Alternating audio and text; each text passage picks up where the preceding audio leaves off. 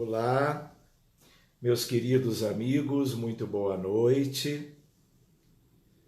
Nós estamos iniciando o nosso estudo previsto quanto ao grupo Seara do Bem.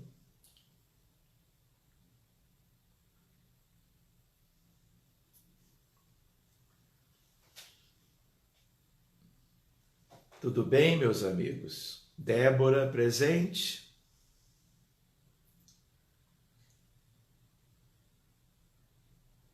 Ivana? Então, meus amigos, nós estamos começando, como previsto, o nosso estudo de hoje. Eu queria agradecer a presença de todos vocês. É uma alegria para mim voltar a encontrá-los dessa forma, claro, diferente, que todos vocês possam estar ou em seus lares, nos seus melhores ambientes, que nós possamos ter uma reunião bem proveitosa. E o nosso tema da noite de hoje é exatamente de nós podermos conversar sobre como manter o equilíbrio mental em tempos de confinamento, em termos de pandemia. Nós vamos fazer então com vocês, se vocês me permitam, uma breve oração, porque o nosso estudo é espírita e nós vamos mantendo o nosso hábito de iniciar qualquer atividade com uma oração. Nós vamos carinhosamente elevando os nossos pensamentos a Deus e a Jesus, agradecendo-lhes a oportunidade da vida, o fato de sermos amigos e companheiros de trabalho uns dos outros e de podermos nos reunir assim em torno de um tema que nos possa ser útil nestes dias diferentes que o planeta inteiro está vivendo e nós também.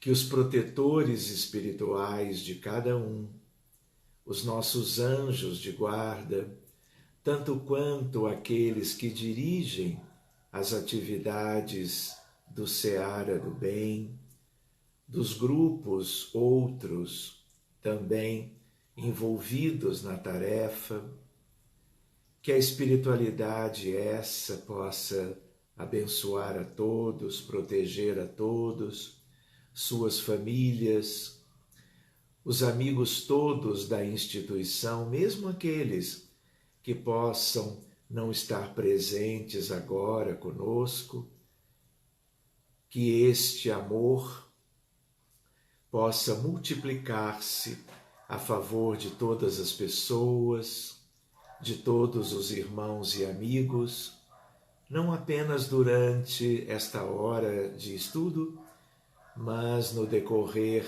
dos dias e semanas, de tal sorte que muitos benefícios sejam promovidos para todos.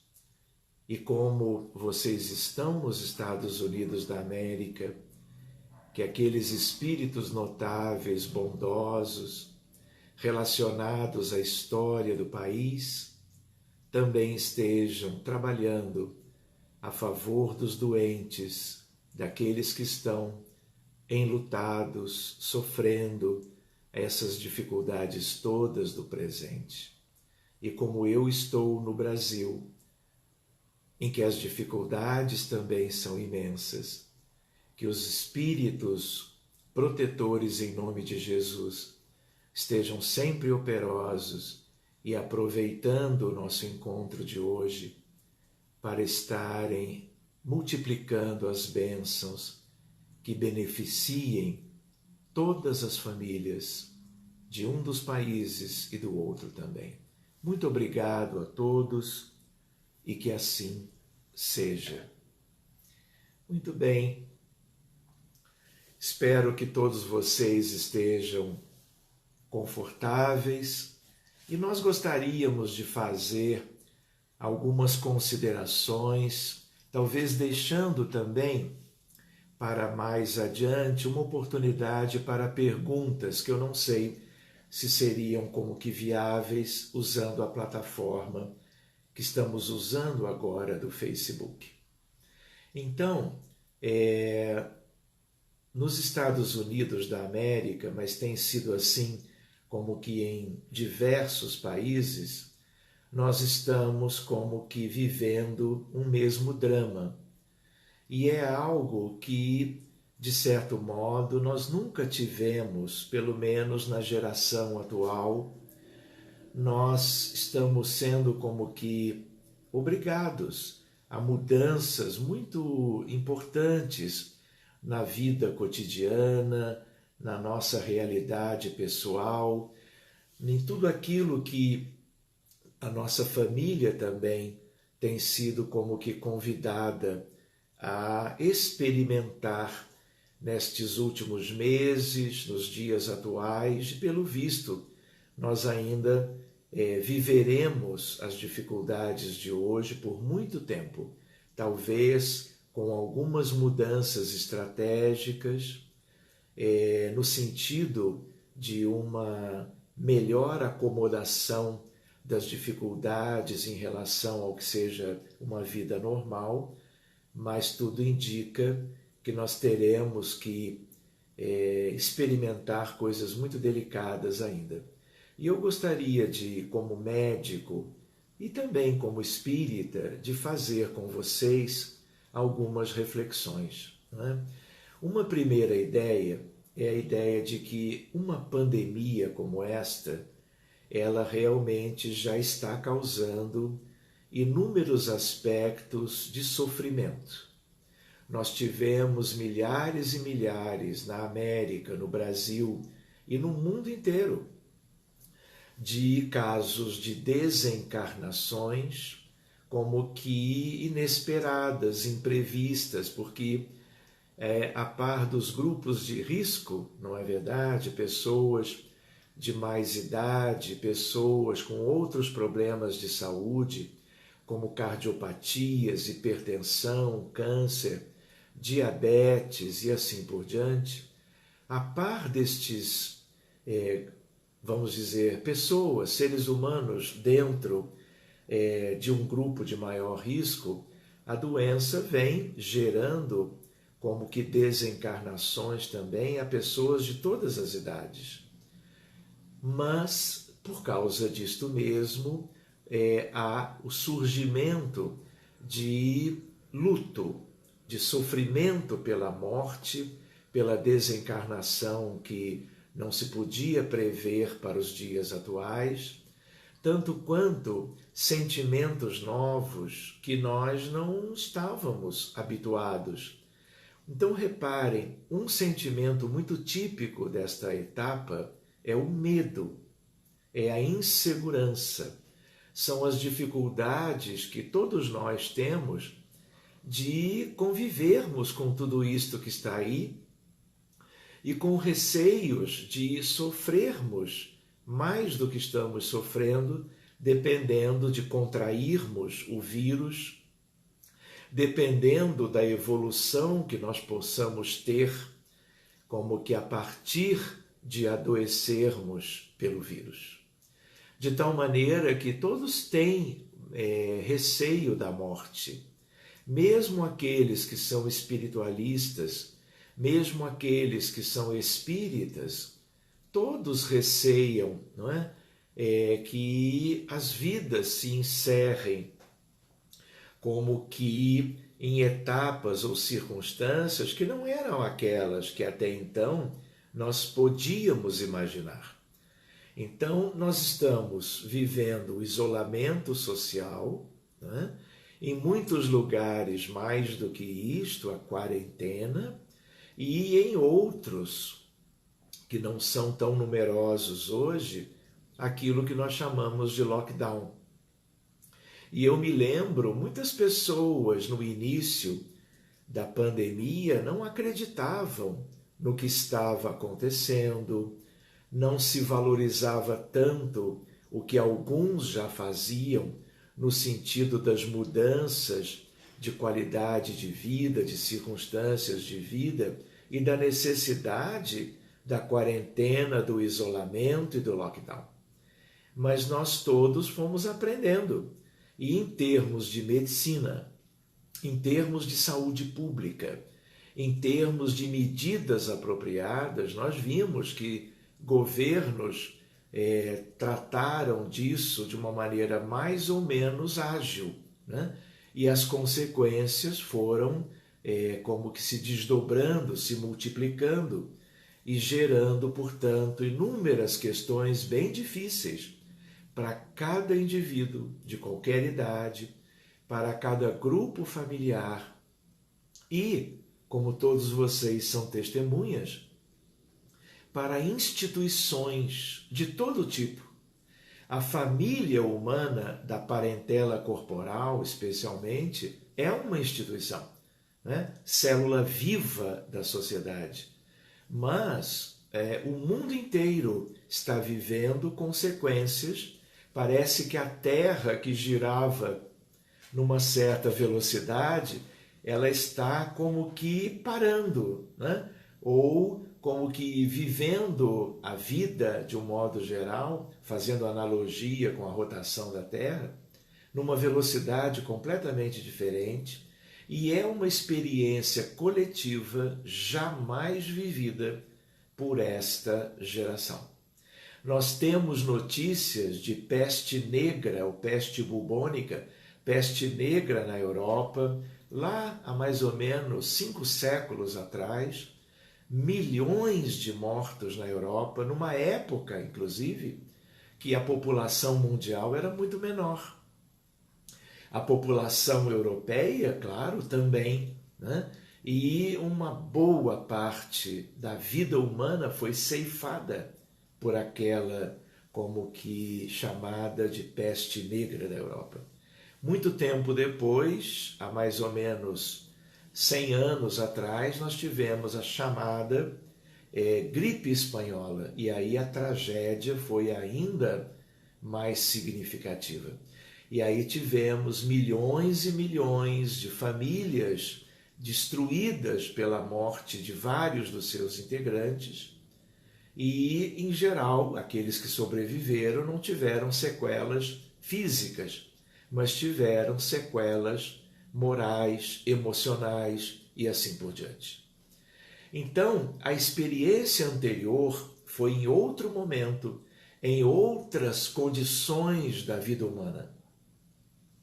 Mas tudo que foi lembrança daqueles tempos, tudo que está nos registros da história, também repercutem na nossa maneira pessoal e coletiva de enfrentarmos a questão do novo coronavírus, do Covid-19 ou desta pandemia que tem um caráter altamente hostil no sentido de provocar morte coletiva, né, de um número enorme de pessoas, e as consequências de tudo isso também depois na questão da economia, na questão da atividade laboral, na questão da vida de um modo geral. Então, meus amigos, por todo esse conjunto e porque nós também não temos vacina para este vírus, não existe nenhum tratamento razoável para deter a doença quando ela já está ocupando o seu espaço no corpo físico, no ser humano que está enfermo. Não adianta nós nos animarmos com medicamentos A, B ou C, que certos governantes acharam que era válido de estimular a venda, o uso e assim por diante. Até hoje, com toda a medicina do mundo de altíssimo nível, Vide Organização Mundial de Saúde se debruçando em busca de elementos terapêuticos. Até hoje nós não temos absolutamente nada em mãos. Temos perspectivas de vacina? Temos, mas tudo isso é a médio prazo, tanto quanto eventualmente a descoberta de um medicamento que possa ser útil, né? Até agora nós não temos. Então, todo esse conjunto vem como que causando um peso para a mente humana, que se vê defrontada com toda uma insegurança diante dos desafios da pandemia. Então, a espiritualidade já nos deixou como que muito claro que esta pandemia ela tem a ver com os processos evolutivos cíclicos da humanidade. Mas nós não podemos esquecer também que nós temos na Terra, ou temos um planeta e a vida humana aqui, caracteristicamente um mundo semi-primitivo. Nós chamamos, pela doutrina espírita, de mundo de provas e expiações, não é verdade? Mas eu preciso comentar com vocês, talvez muitos de vocês entendam e saibam, até melhor do que eu, que nós, mesmo espíritas, mesmo com a experiência mediúnica de estarmos sondando, perscrutando a realidade espiritual da Terra, quando nós nos propomos a ajudar em casos mais delicados, médicos mais graves, no campo da doença clínica, no campo da doença mental, a mediunidade é uma ferramenta de uma escola para nós entendermos a realidade.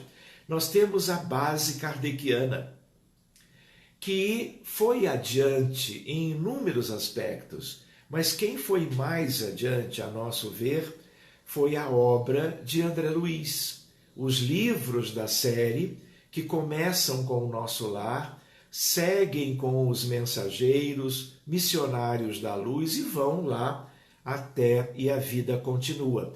E ali nós vamos aprendendo, pela mediunidade de Francisco Cândido Xavier, muito mais sobre como é a vida do outro lado e que mundo é esse, na verdade. Se nós fizermos um inventário da história humana, nós vamos nos dar conta que nós estamos muito mais, ou estivemos, dentro de uma perspectiva de primitividade do que propriamente de expiações e provas, que, claro, fazem parte do contexto, e estamos ainda muito distantes até de uma ideia de aurora da regeneração, que é a etapa seguinte e que vai nos ocupar por muito tempo, talvez milênios incontáveis, até que completemos o processo da regeneração.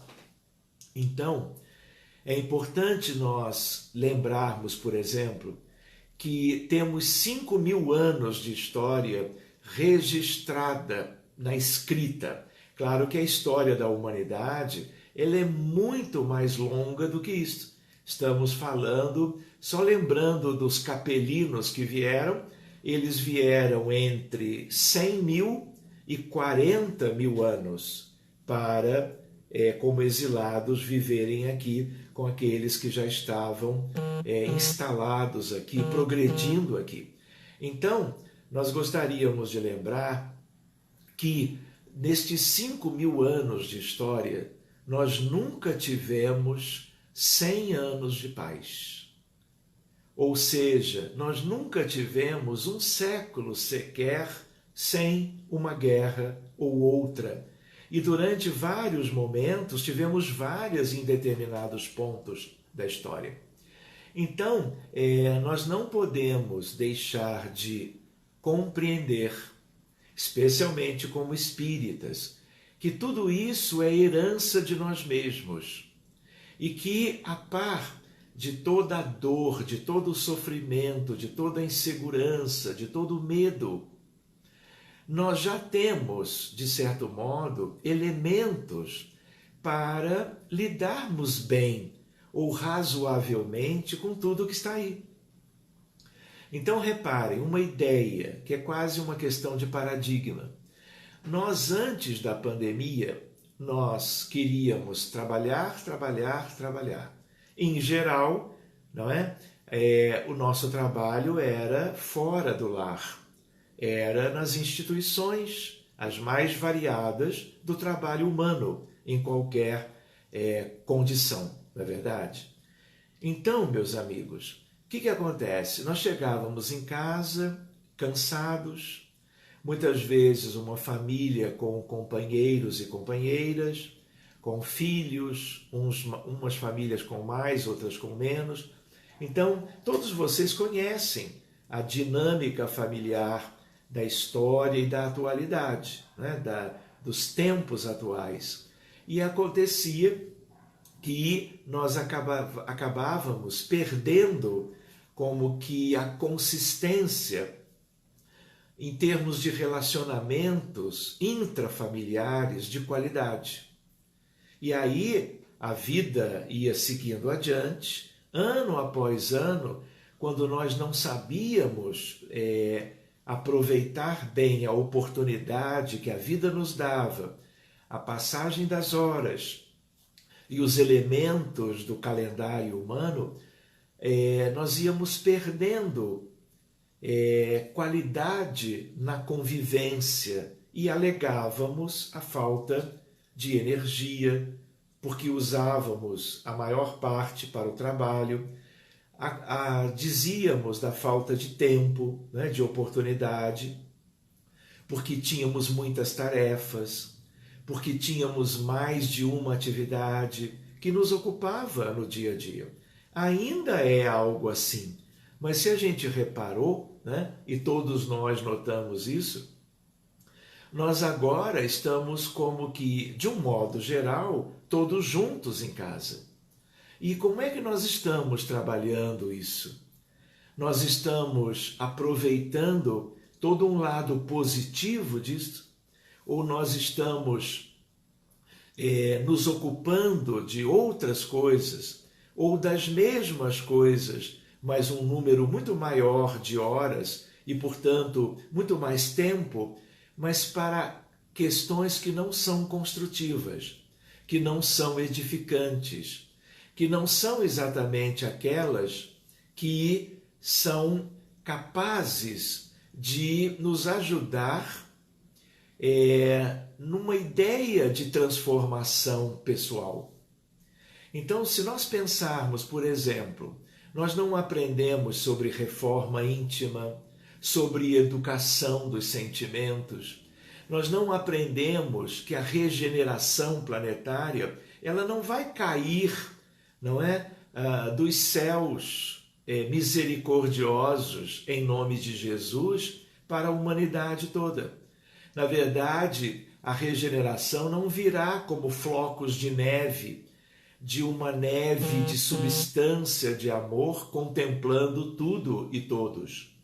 Na verdade, né, regeneração do planeta, do mundo e da humanidade, todos são unânimes nessa perspectiva. Ela tem início em nós mesmos. A regeneração, ela começa no indivíduo. E na medida em que nós nos transformamos, investindo na nossa condição pessoal e procurando mudanças nítidas que nos favoreçam a felicidade futura, e nós aprendemos com os espíritos que a felicidade vem de substituirmos os vícios que nós tínhamos e que ainda temos pelas virtudes espirituais. Nenhuma criatura humana, no céu ou na terra, se tornou mais feliz que não tenha adquirido as virtudes, em detrimento, porque o espaço pessoal íntimo é o mesmo.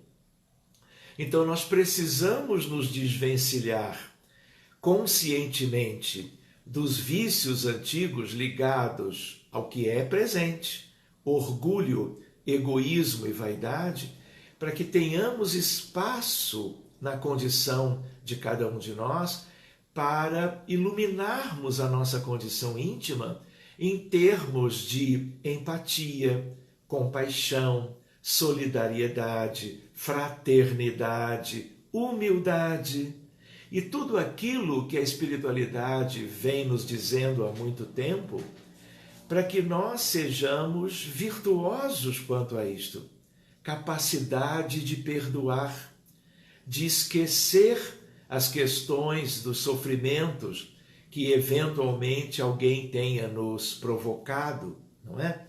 Então, se nós hoje estamos mais dentro de casa, uns mais do que outros, mas tendo mais chance, se nós continuarmos distraídos num cenário como esse, se nós continuarmos vendo séries na televisão, uma atrás da outra, como se diz no Brasil, mas aí também tem as novelas todas, né? Capítulo por capítulo, e nos prendendo às telas, seja de celular, seja de televisão, seja de iPad, ai isso ou ai aquilo, nós vamos continuar nos distraindo, porque também a espiritualidade nos diz que é como um mecanismo de defesa. A gente estuda isso em psicologia.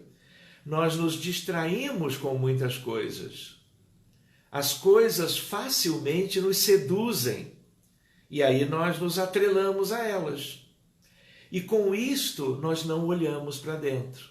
Aquela ideia no sentido de autoconhecimento, a ideia de podermos a cada noite pensarmos antes do adormecer, antes de ligarmos a televisão, ou mesmo ligando e aproveitando alguma coisa de útil que ela tenha, a gente não adormeça, né? Perante o programa escolhido antes, mas que a gente possa rever aquele dia, rever aquela semana. Como que eu me portei diante das circunstâncias todas que eu experimentei, mesmo e talvez muito especialmente no âmbito do lar, na convivência com as pessoas.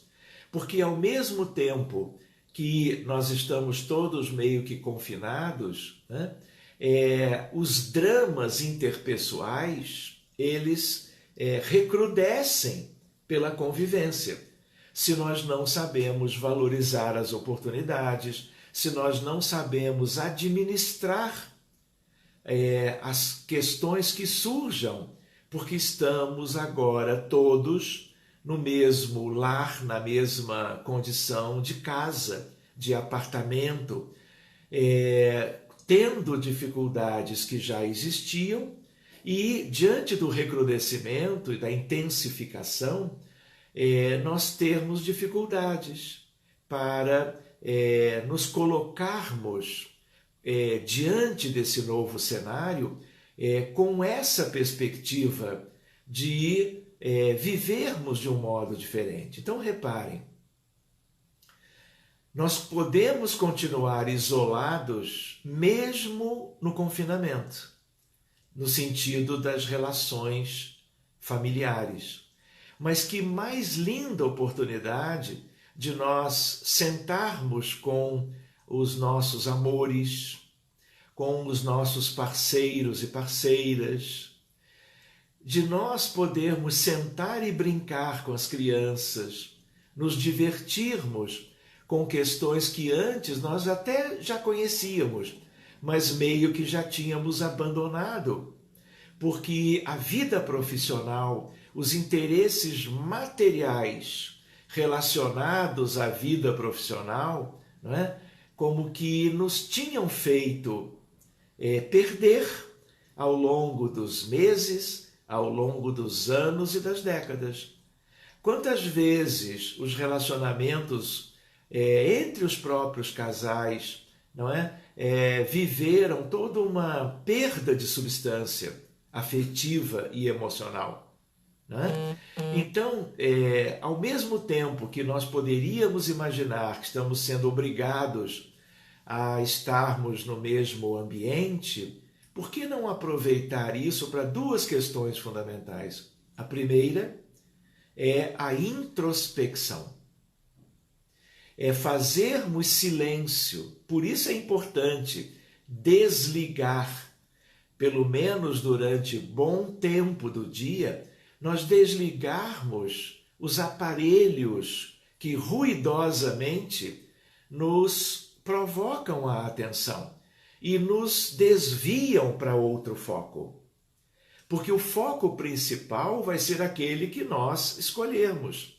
E o que a espiritualidade diz? Olha, essa grande mudança geral na humanidade, ela tem vários sentidos, e um deles é para que nós tenhamos tempo, energia, sentimentos, incluindo a boa vontade, disciplina mental, interesse pessoal, que é todo o interesse emocional, afetivo, amoroso, para essa coisa dupla, porque praticamente não dá para separar uma coisa da outra. É nós olharmos para nós, nos avaliarmos, porque nós temos um hábito, vamos dizer, muito enraizado. É de nós olharmos para os outros, é de nós avaliarmos as atitudes e as ações, as escolhas, as palavras, o dia a dia das outras pessoas. E nós, com isto, não olhamos para nós. Então a espiritualidade nos diz, olha, prestem atenção, porque pode ser que, independente do tempo da pandemia e das adaptações naturais de hoje, talvez não tenhamos tão cedo uma oportunidade, a par de outras vivências, muitas delas dolorosas, pelo mesmo motivo que nós tenhamos para cuidar de nós mesmos. Há um espírito, vou partilhar com vocês, e ela nos fala sobre, vamos dizer assim, o primeiro amor.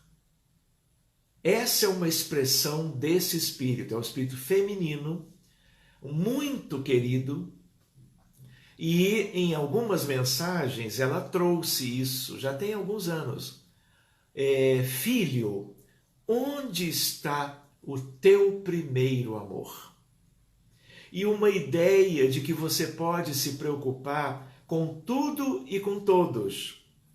Mas ela diz, preocupe-se, mas não deixe de dar atenção à essência da evolução espiritual, que é o primeiro amor. Quando a gente ouve dizer assim, a gente pensa, por exemplo, que se trata de um primeiro namorado, uma primeira namorada, uma primeira paixão, vamos dizer. Não é isso.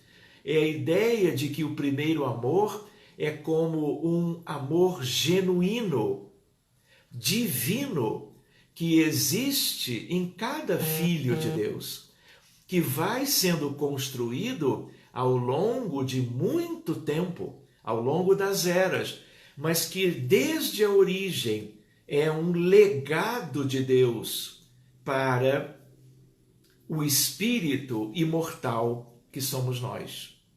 Então, quando ela diz assim, onde está o teu primeiro amor?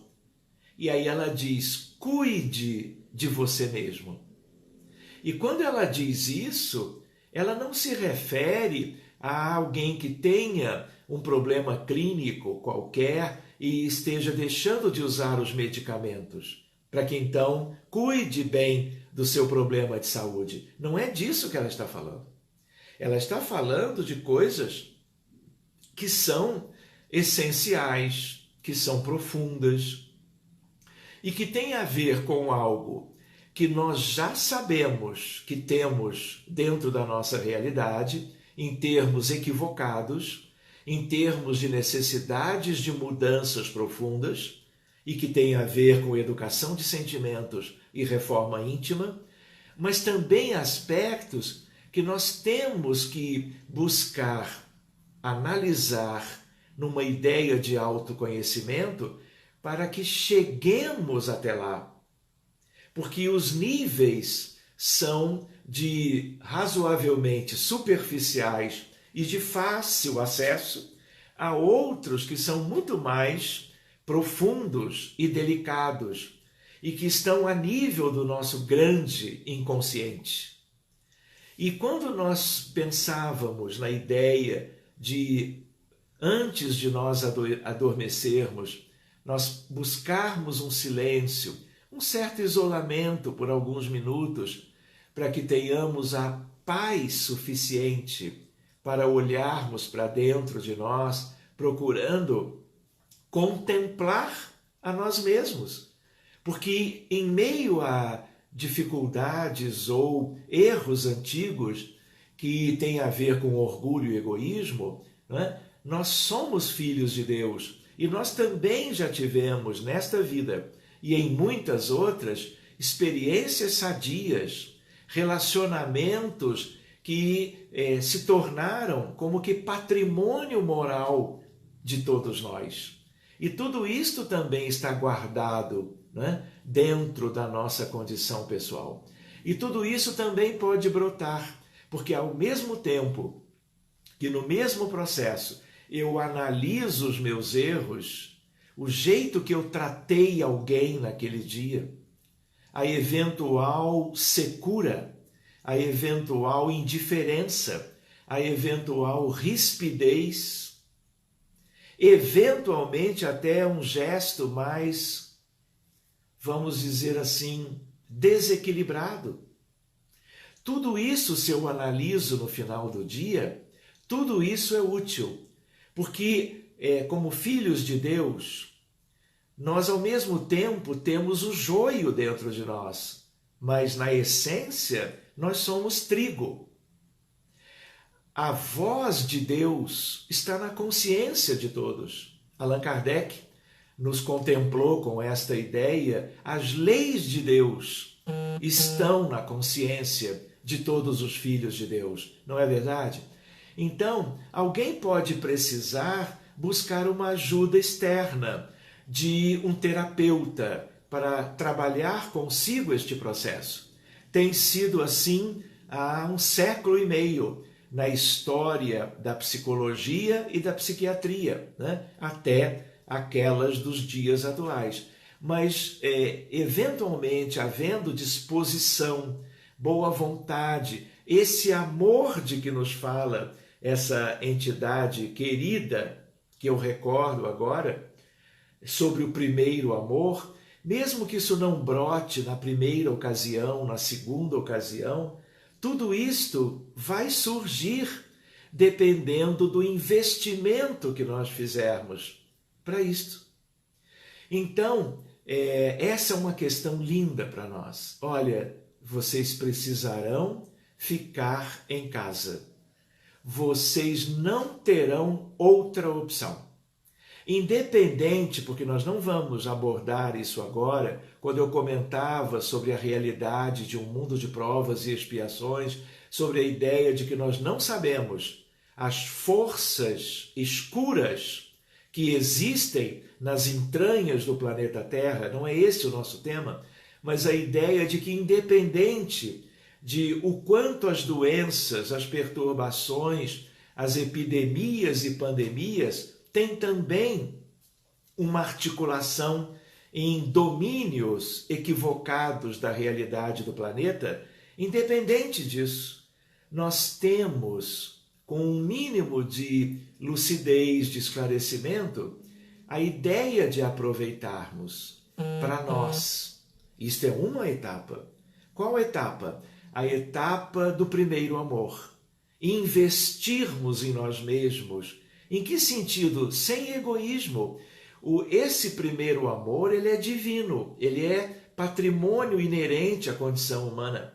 É um legado de Deus. Ele é o que um querido companheiro de psicologia, que vocês conhecem, porque ele é super famoso, ele viveu em campo de concentração, ele era austríaco, sobreviveu a Auschwitz-Birkenau, né? E ele então se tornou psiquiatra e depois ele exerce a tarefa como médico de uma maneira excepcional. O nome dele, vocês conhecem, é Viktor Frankl. E ele falava algo como aquele espírito, sobre o primeiro amor, ele dizia, o núcleo saudável da alma humana.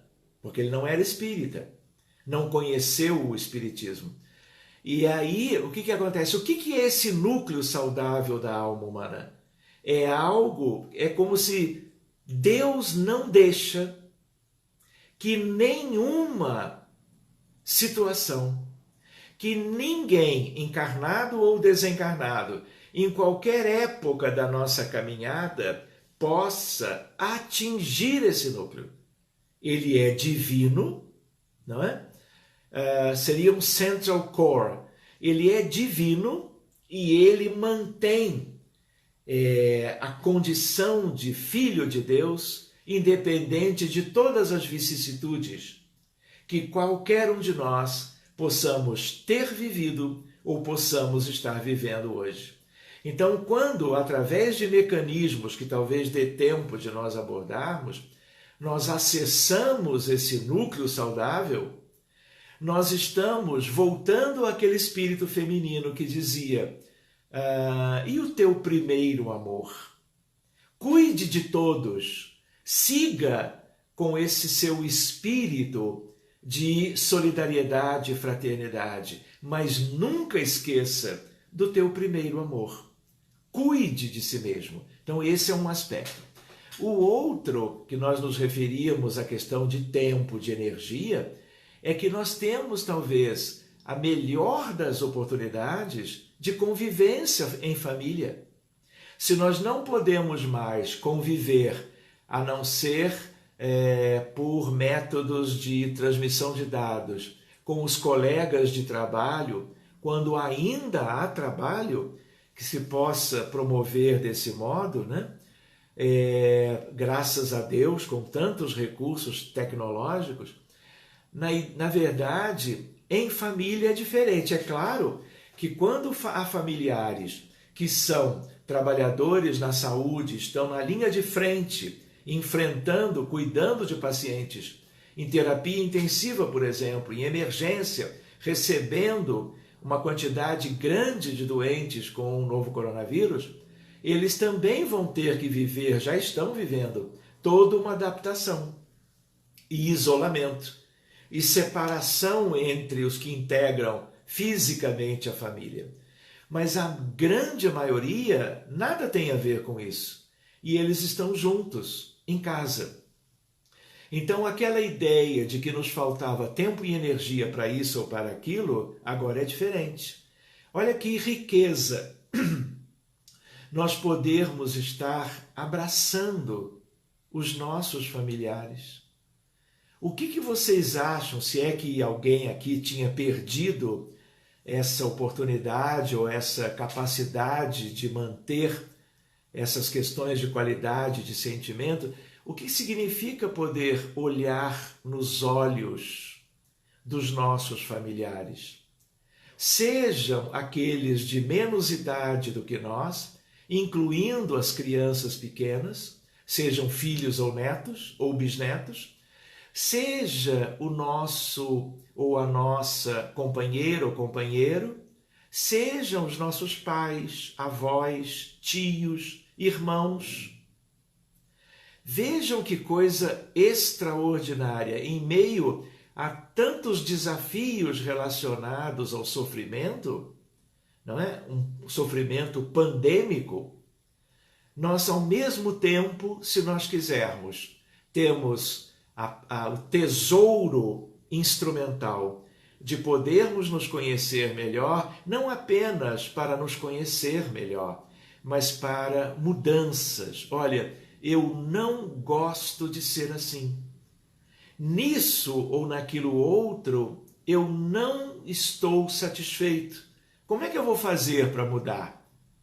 O que eu vou buscar para gradativamente me desvencilhar de algo que eu até me envergonho de sentir ou de ter como atitude diante dos meus pares? Então, é um desafio, é um laboratório, né? A família é um laboratório, a sociedade é um laboratório. E o laboratório mudou, os ingredientes da química hoje são outros. De tal maneira que é tudo para o nosso bem, salvo, claro, aquelas preocupações, aquelas dificuldades, vamos dizer, naturais, ligadas à doença, ao hospital e à desencarnação, sem que se podia imaginar isso antes. Então eu gostaria de lembrar o aspecto no sentido de o grande incentivo de uma espiritualidade outra, luminosa, próspera, feliz, eu diria até angelical, procurando nos chamar a atenção. Olha, aproveitem, porque pode ser que não dure para sempre.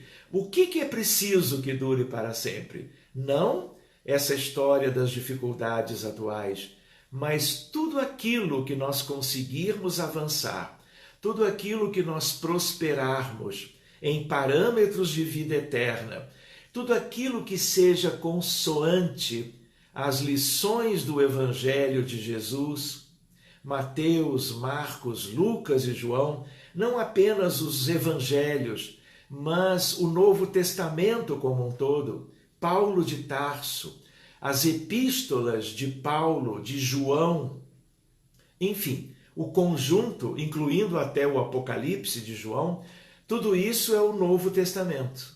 E nós temos a visão espírita que nos ajuda a entendermos melhor, e temos o livro, que é um bálsamo extraordinário para a humanidade, agora para nós espíritas, no futuro para todos, que é o livro O Evangelho segundo o Espiritismo.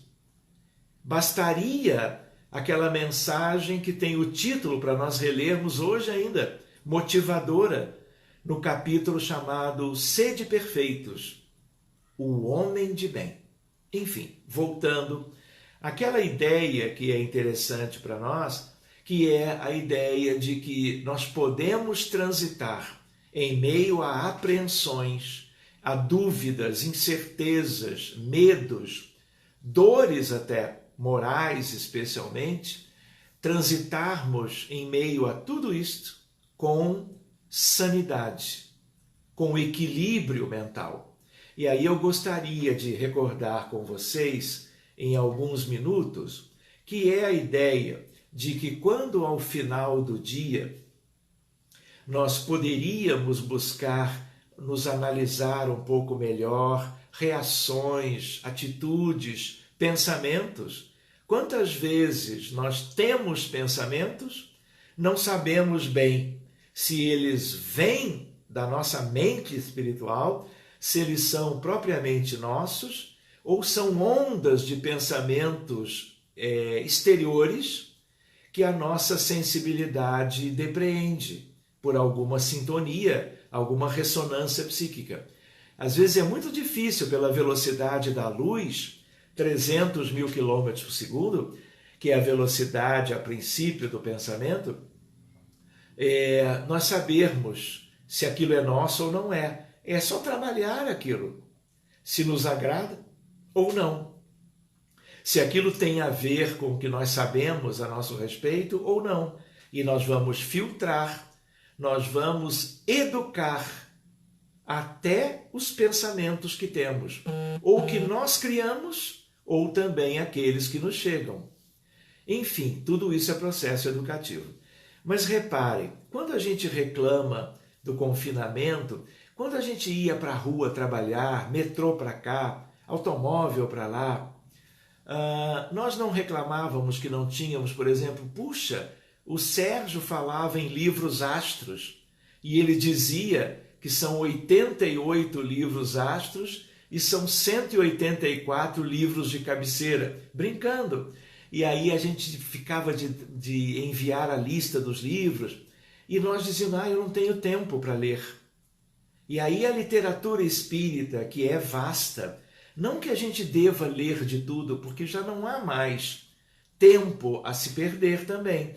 mas a ideia de reler Kardec, conhecer a Revista Espírita, conhecer a codificação como um todo, não apenas o Pentateuco kardeciano, nós podermos conhecer de perto, agora com mais tempo, lendo em boa companhia as obras de Emmanuel, os romances, os livros de instrução, tanto quanto a série de André Luiz, tanto quanto livros extraordinários de Humberto de Campos. Nós não tínhamos tempo e agora nós temos. Se existe algo que é um tesouro à nossa disposição, é a literatura espírita deste nível. Nós podemos nos debruçar sobre tudo isso, até fazendo um plano de trabalho. Mais do que isto, nós também nos lembramos do culto do Evangelho no lar, que nós podemos fazer sozinhos, se estamos sozinhos, podemos convidar quem nós quisermos, e se antes era um corre-corre, agora o culto pode ser feito de uma maneira assim menos formal, prece de abertura, leitura edificante, evangelho aberto, água fluidificada, prece de encerramento, mas a chance de diálogo. Pai, você está lendo algo como sendo algo que se deva fazer, mas eu me lembro que você fez justamente o oposto. E aí você vai, mesmo, meu filho. Eu não devia ter agido assim. E nós estamos em torno do Evangelho segundo o Espiritismo exatamente com a perspectiva de transformação. Também. Outra ideia que eu acho que vale a pena como uma semente de motivação é a importância da prece. Hoje é um tema de um estudo futuro nosso. Prece e medicina. Oração à beira do leito, agindo no consultório, na enfermaria com doentes muito graves. A oração à beira do leito em doente de terapia intensiva. A oração, e eu conheço isso de perto como cardiologista, antes de começarmos uma cirurgia cardíaca, a cirurgia de maior risco que existe, que é a de revascularização do miocárdio, a equipe inteira, anestesista, primeiro auxiliar, instrumentador, enfermeiro, enfermeiro de sala, todos voltados para uma prece a benefício do êxito daquele ato cirúrgico. Então a medicina está mudando. Por que eu preciso adoecer? Por que eu preciso viver mais um drama ou outro para valorizar o que Jesus dizia? A oração está atrelada a todas as crenças monoteístas e politeístas. E Jesus não nos disse repetidas vezes: orai e vigiai, vigiai e orai. Porque ele nos conhecia muito bem, as nossas fragilidades, o mundo perigoso, no sentido de todo um mundo oculto, com esferas de desencarnados em condições calamitosas do ponto de vista moral e atuando na crosta onde estão os encarnados. Então a importância da prece, seja a prece coletiva, seja a prece dentro então de casa, com a pessoa querendo orar sozinha em silêncio, ou convidando o filho, a filha, o irmão, a irmã, os pais, coisa que antes nós não tínhamos tempo, dizíamos. E nos afastamos das oportunidades que parece que estão querendo voltar. Então tem esse lado positivo. Nós também nos lembramos da ideia de que a oração, ela não é apenas, como está na codificação com Kardec, aquilo que tem a ver com a lei de adoração, as leis da natureza, as leis naturais, mas a prece intercessória é um prodígio para os que estão doentes. E vejam que coisa linda! Será que nós não temos agora a maior motivação para abrirmos o nosso coração em 5 minutinhos ou 15, em que nós deixamos de orar pela nossa melhor condição de saúde e daqueles que nós amamos em família mais diretamente, e nos lembrarmos daqueles que moram na Tailândia, nas Filipinas, na Rússia, em países inúmeros da África, ou aqui mais perto, na própria América, nas regiões onde o sofrimento é muito grande, agora ainda com a questão mais delicada, vinculada aos protestos em relação à morte daquele irmãozinho querido, tanto quanto o que tem no Equador, na Colômbia, o que tem na Venezuela já tinha antes da pandemia. E será que nós não éramos insensíveis? Será que nós não escutávamos aquelas notícias e deixávamos aquilo passar no sentido, olha, aquilo não tem a ver comigo, como aquelas revoluções e conflitos sangrentos recentes, diferentes etnias na África se degladiando e mortes por todo lado, famílias enlutadas também, crianças, uma orfandade, a questão dos imigrantes, a questão dos refugiados, as tribos indígenas sofrendo também pela pandemia. Enfim, o cenário é um cenário que convida, vamos dizer, a fraternidade. E aí eu vou refletir, tem uma passagem do Apocalipse que um dia a gente pode ver também que traz sobre isso. Reparem, há 2000 anos atrás, o evangelista João, na ilha de Patmos, na Grécia, escrevendo tudo que aquela mediunidade dele extraordinária me permitia. E ali está o Apocalipse de João. E ali ele traz uma noção que é mais ou menos assim, olha, vai existir uma época em que os maus, os ímpios, surgem-se mais, mas, à mesma época, os dignos dignifiquem-se mais e os santos santifiquem-se mais. A época é esta. Em que sentido nós nos lembramos isso? Se nós estamos, aos poucos, nos vinculando numa sintonia mental com os espíritos mais preparados, que querem o bem nosso, o progresso geral da humanidade, nós já sabemos muitas coisas que a doutrina espírita nos ensinou, no sentido de, olha, isso serve, isso não serve. Lembrando de Paulo de Tarso, tudo nos é permitido, mas nem tudo nos convém. Então, essa fase, ela é muito propícia para nós. Outra ideia, para talvez terminarmos. Reparem uma questão. Se a oração faz parte da medicina, a gente pode um dia desdobrar esse entendimento, o perdão também faz. Porque o perdão é algo extraordinário no sentido terapêutico. Podemos examinar isso de perto no futuro. Outra ideia é religiosidade e espiritualidade em medicina. É outro tema.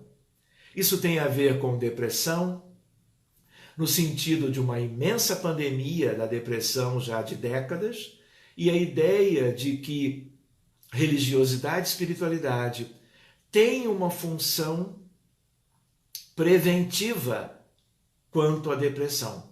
Mas mais do que isso, já existindo a depressão, a questão propriamente da religiosidade e espiritualidade, a gente estuda isso em medicina, é algo terapêutico, que tem um efeito belíssimo, muitas vezes muito mais consistente do que o uso dos antidepressivos. E por último, eu gostaria de lembrar a importância da gratidão.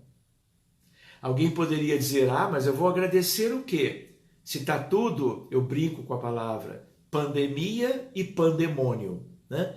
Elas têm algumas coisas em comum, mas não é verdade que o mundo está um pouco mais do que antes, meio que de cabeça para baixo? Num certo sentido, figurado.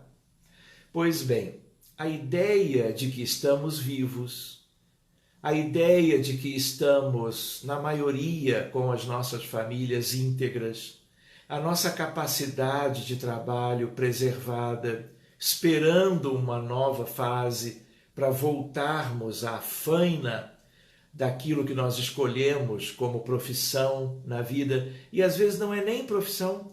Quantas pessoas trabalham desde sempre nos lares e sustentam a família, sustentam a sociedade, não é verdade?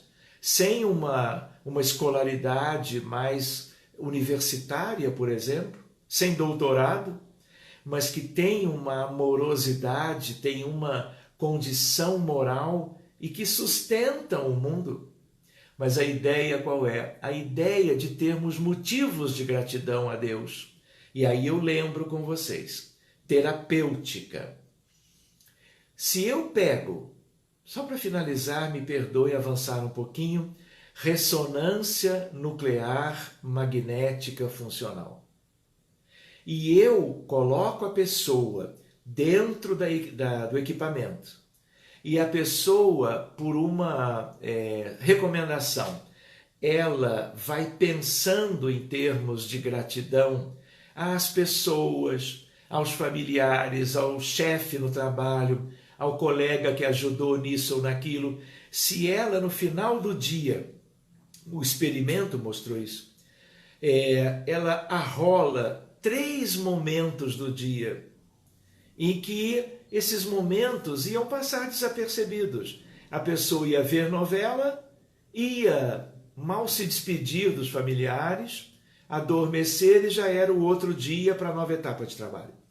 E a ideia, portanto, qual é? Antes de dormir, não tenha presse, se possível, se lembrar, se tiver motivação, se tiver entendimento. Além disso, pega uma folha de papel. E com essa folha de papel você lembra, puxa, eu precisei daquele ingrediente. É uma coisa simples. No início é um pouco mais difícil. Depois flui com mais rapidez. A pessoa te deu o ingrediente que você precisava para fazer o prato que você queria fazer para você e para a família. Ou, por exemplo, você ainda estava no trânsito e você querendo chegar rápido em algum lugar, a pessoa te cede o lugar em vez de disputar o lugar com você, né? Aí você lembra, poxa, eu abri a janela para agradecer, né? Que ela me deu a vez, ela ficou retida no sinal, né? E eu consegui ir adiante e chegar a tempo. Então, o abraço carinhoso, o encontro do olhar, os momentos de maior afetividade, a possibilidade de você estar com seus filhos brincando de Lego, ou brincando daquilo que a tua condição permite que você tenha com elas dentro de casa. Quantas coisas nós temos que agradecer? Quando nós agradecemos, o cérebro se ilumina. Determinadas regiões, que são algumas corticais e algumas subcorticais, elas se colorem e se iluminam. E aí o que acontece? A liberação do hormônio do amor, que é a ocitocina. E outros hormônios, como serotonina, dopamina, ácido gama-aminobutírico e outros. E toda essa, entre aspas, tempestade neuroquímica cerebral, aquilo tudo vai pela circulação e vai contemplar todas as células. E aquilo traz saúde. Então repara, é um paradigma novo, é um paradigma mente, corpo, espírito e matéria, que chegou já há décadas e que cada vez nós estudamos mais. E eu diria, nós precisamos conversar sobre isso tudo. Então, essa é uma temática, não é? Como manter o equilíbrio, não é? Psicológico, mental, durante a pandemia, ele é amplo. E a gente, durante esses minutinhos, a gente apenas quis fazer algumas lembranças e dividi-las com vocês. Como agora aqui já são 9 e pouquinho, aí já devem ser, portanto, 8:05, talvez passando um minutinho. Se não me falha a memória, eu combinei que ficaríamos juntos por 1 hora. É verdade?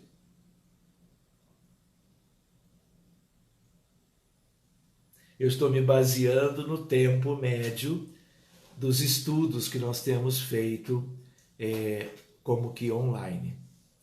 O que vocês acham de nós fazermos uma prece e encerrarmos? E nós nos lembramos também, né?